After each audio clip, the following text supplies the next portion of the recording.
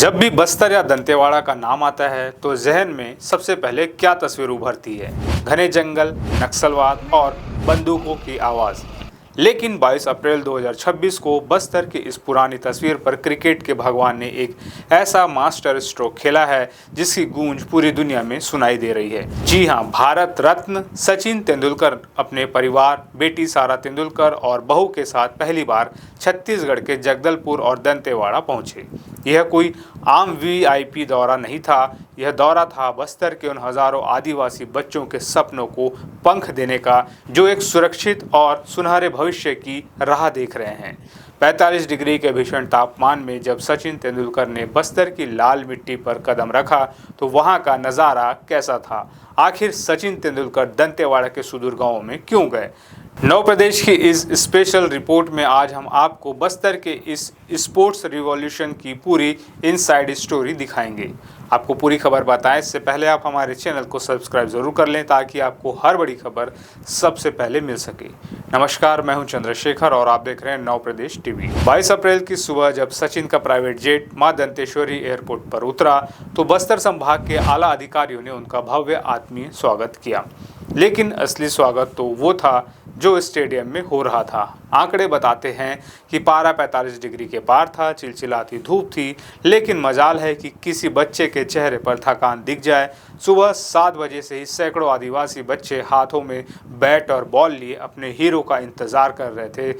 लोहंडीगुड़ा और दंतेवाड़ा के सुदूर पोटो केबिन से आए इन बच्चों के लिए सचिन सिर्फ एक क्रिकेटर नहीं बल्कि एक उम्मीद है। जब सचिन दंतेवाड़ा पहुंचे तो उन्होंने कोई राजनीतिक या वीआईपी भाषण नहीं दिया बल्कि सीधे मैदान में उतरे और बच्चों के साथ क्रिकेट खेलने लगे। सोचिए उस 12-15 साल के आदिवासी बच्चे के आत्मविश्वास का स्तर क्या होगा जब सचिन तेंदुलकर खुद उसे गेंदबाजी कर रहे हो या उसकी गेंद पर शॉट लगा रहे हो। अब आप सोच रहे होंगे कि सचिन तेंदुलकर अचानक बस्तर क्यों आए, तो आपको बता दें कि यह कोई एक दिन का इवेंट नहीं है, इसके पीछे एक लंबी और गहरी योजना है। दरअसल सचिन तेंदुलकर फाउंडेशन और महाराष्ट्र की मानदेशी फाउंडेशन पिछले काफी समय से दंतेवाड़ा और बस्तर में जमीनी स्तर पर काम कर रही है।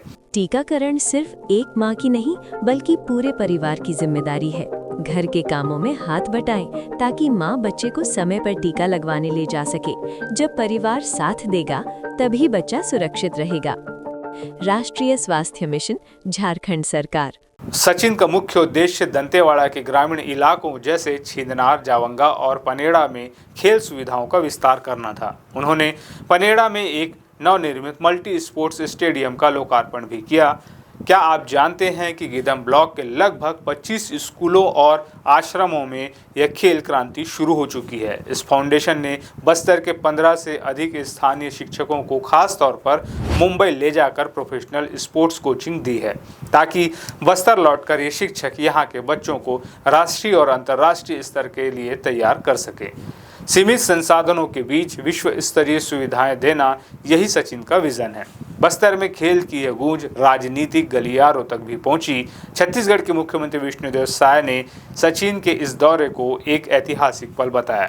मुख्यमंत्री ने सोशल मीडिया पर लिखा, बस्तर के दंतेवाड़ा में सचिन तेंदुलकर जी के फाउंडेशन द्वारा खेल प्रतिभाओं को प्रोत्साहित करने की पहल अत्यंत सराहनीय है। सुशासन सरकार के प्रयासों से नक्सलवाद से मुक्त होकर बस्तर आज विकास और विश्वास की नई उड़ान भर रहा है। दशकों से जिन जंगलों में हिंसा का खौफ था, आज वहां खेल के मैदान बन रहे हैं। जब युवा खेलों से जुड़ता है तो उसके हाथ में हथियार नहीं आते।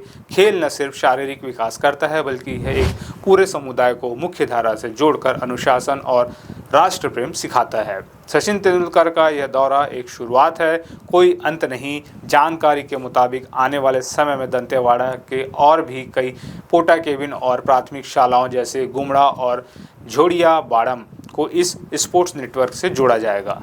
आदिवासी बच्चों का स्टेमिना प्राकृतिक रूप से बहुत मजबूत होता है। अगर उन्हें सही कोचिंग और संसाधन मिल जाए तो वो दिन दूर नहीं जब छत्तीसगढ़ के बस्तर से कोई तेज गेंदबाज या धाकड़ बल्लेबाज निकलकर टीम इंडिया की जर्सी पहनेगा।